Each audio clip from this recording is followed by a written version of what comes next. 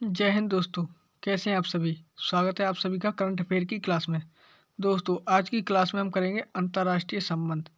अंतर्राष्ट्रीय संबंध से का मुद्दा आज देखेंगे। अंतर्राष्ट्रीय संबंध में हमारा आज का पहला है जिसमें है G20 शिखर सम्मेलन। G20 शिखर सम्मेलन के बारे में जानेंगे कि G20 शिखर सम्मेलन इस चर्चा में क्यों है। तो चलिए देखते हैं पहला पॉइंट कि हाल ही में इंडोनेशिया के बाली शहर में विश्व की सबसे बड़ी अर्थव्यवस्थाओं वाले समूह G20 समूह के 17वें वार्षिक शिखर सम्मेलन का आयोजन किया गया। कहाँ किया गया था? तो ये किया गया 2022 बाली शहर में। कहाँ? इंडोनेशिया में आयोजित किया गया था 17वें शिखर सम्मेलन।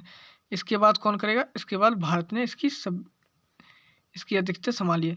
इस शिखर सम्मेलन के समापन से पूर्व इंडोनेशिया ने भारत को G20 की अध्यक्षता सौंप दी है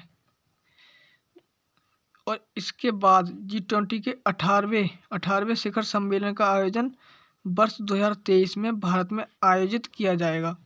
अब कौन करेगा? 2023 में भारत करेगा। पहले किसने की? बाली इंडोनेशिया में। तो 18वें नंबर का 2023 में भारत में इसकी अध्यक्षता की जाएगी, इसलिए ये चर्चा में है। इसमें प्रमुख बिंदु क्या क्या हैं इन्हें पढ़ लेते हैं। प्रमुख बिंदु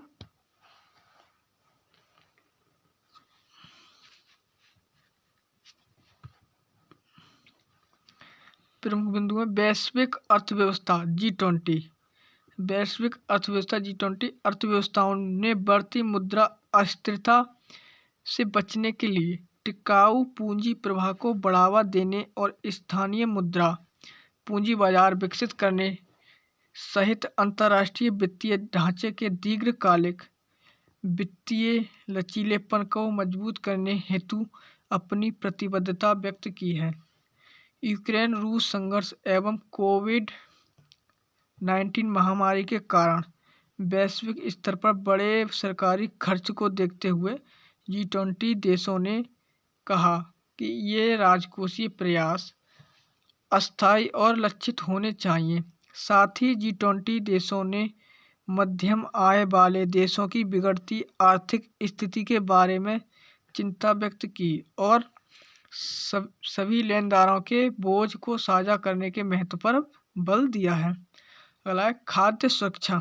खाद्य सुरक्षा में क्या है कि G20 देशों ने विश्व के विभिन्न हिस्सों में जारी संघर्षों और तनावों से बड़ी वैश्विक खाद्य सुरक्षा की चुनौतियों पर चिंता व्यक्त करते हुए भुखमरी तथा कुपोषण को रोकने के लिए विशेष रूप से विकासशील देशों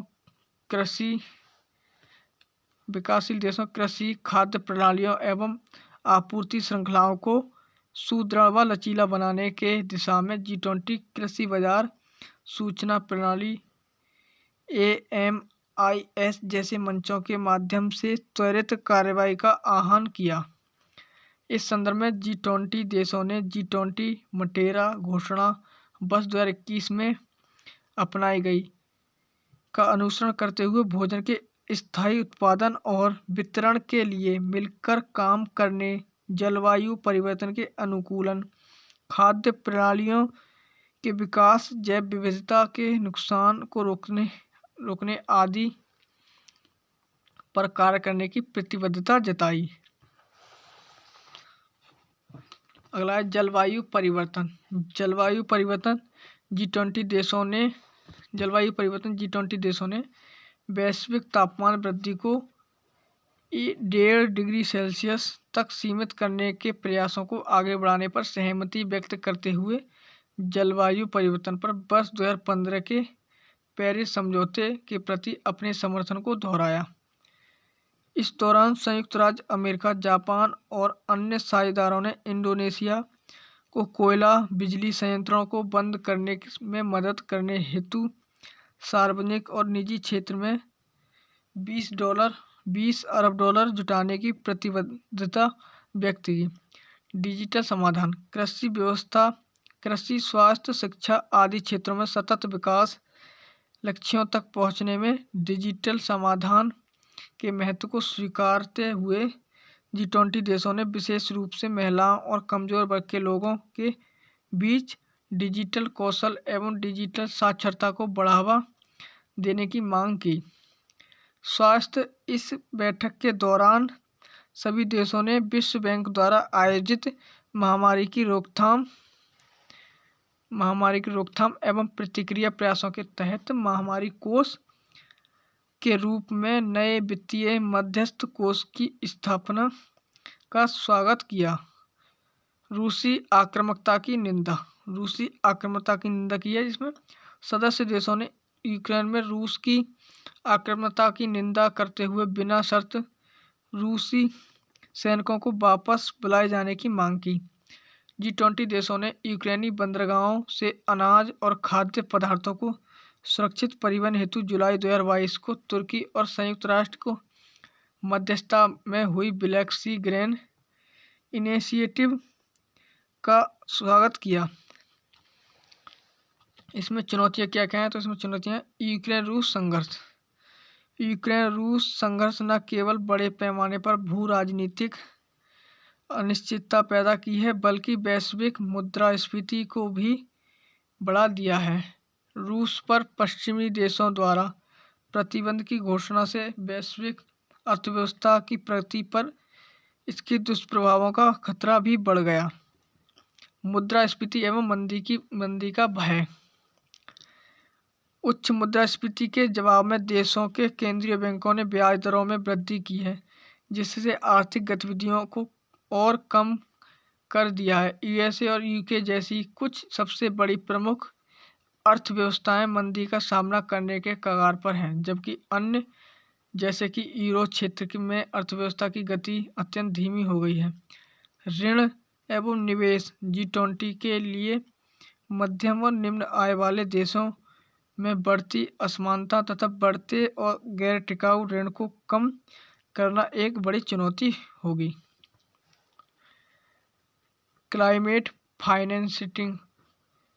हाल के दिनों में जलवायु वित्तपोषण के लिए विकसित देशों द्वारा की गई प्रतिबद्धता के कार्यान्वयन में शिथिलता देखी गई है। G20 के लिए जलवायु परिवर्तन से निपटने के प्रयासों एवं इससे प्रभावित देशों में निवेश की कमी एक बड़ी बाधा बन सकती है। इससे प्रभावित देशों में निवेश की कमी एक बड़ी बाधा बन सकती है। इसके अतिरिक्त नवीकरणीय ऊर्जा में निवेश, खाद्य सुरक्षा आदि चुनौतियों से निपटने हेतु व्यापक निवेश की आवश्यकता होगी। आगे देखते हैं।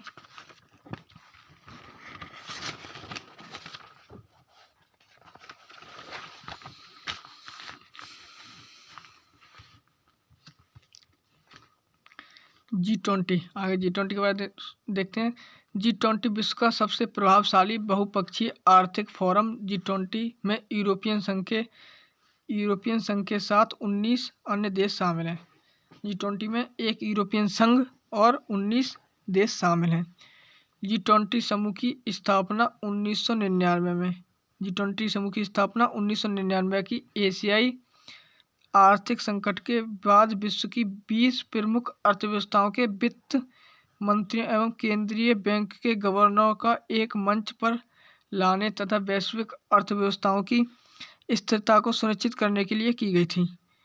इसके लगभग एक दशक बाद 2007-8 की आर्थिक मंदी के दौरान वर्ष 2008 में अमेरिका की अध्यक्षता में G20 समूह की बैठक को राष्ट्राध्यक्ष स्तर तक बढ़ा दिया गया। G20 के पहले 3 शिखर सम्मेलनों में वैश्विक अर्थव्यवस्था से जुड़े व्यापक सुधारों की आधारशिला रखी गई।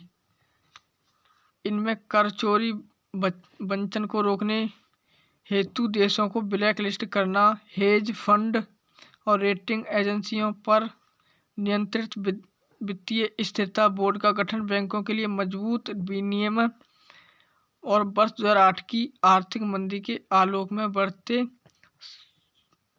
संरक्षणवाद को रोकने हेतु सक्रिय आदि शामिल हैं। G20 की बात करें तो G7 के समूह में कौन कौन से देश शामिल हैं? Canada, France, Germany, Italy, Japan, United kingdom, United state of America ये G7 में शामिल है। अगर G7 में अगर रूस को मिला दें, रूस यानी कि रसिया को मिला दें, तो ये G8 हो जाएगा। G8 होगा। G8 में Argentina, Australia, Brazil, China, European Union, India, Indonesia, Mexico, Saudi Arab, South Africa, South Korea और तुर्की अगर इन्हें मिला दें तो ये G20 बन जाता है। इसमें G7 में 7 देश हैं, जैसे Canada, France, Germany, Italy, Japan, United kingdom, United state of America और रूस को मिला दें तो ये G8 बन जाएगा। G20 की स्थापना के बाद से ही इस समूह ने अपने एजेंट का विस्तार करते हुए इसमें जलवायु परिवर्तन, स्वास्थ्य, खाद्य सुरक्षा, पोषण, पर्यटन, डिजिटल अर्थव्यवस्था, शिक्षा, रोजगार, ऊर्जा एवं प्रवास आदि जैसी समकालीन चुनौतियोयों को भी शामिल किया गया है। G20 के सदस्य देश विश्व की 85% GDP, वैश्विक व्यापार के 75%, वैश्विक आबादी का 2/3 हिस्से का प्रतिनिधित्व करते हैं। कार्य प्रणाली: G20 का कोई स्थायी मुख्यालय या स्थायी सचिवालय नहीं है, बल्कि G20 की अध्यक्षता करने वाला देश समकालीन वैश्विक चुनौतियों के अनुरूप सदस्य देशों के साथ समन्वय के आधार पर वार्षिक एजेंडा प्रस्तुत करने के लिए उत्तरदायी होता है। G20 की अध्यक्षता प्रतिवर्ष सदस्य देशों के बीच हस्तांतरित होती रहती है। इसमें आगे की राह क्या है? IMF के अनुसार एक मजबूत, टिकाऊ, संतुलित और समावेशी रिकवरी के लिए G20 द्वारा संयुक्त कार्रवाई की आवश्यकता है।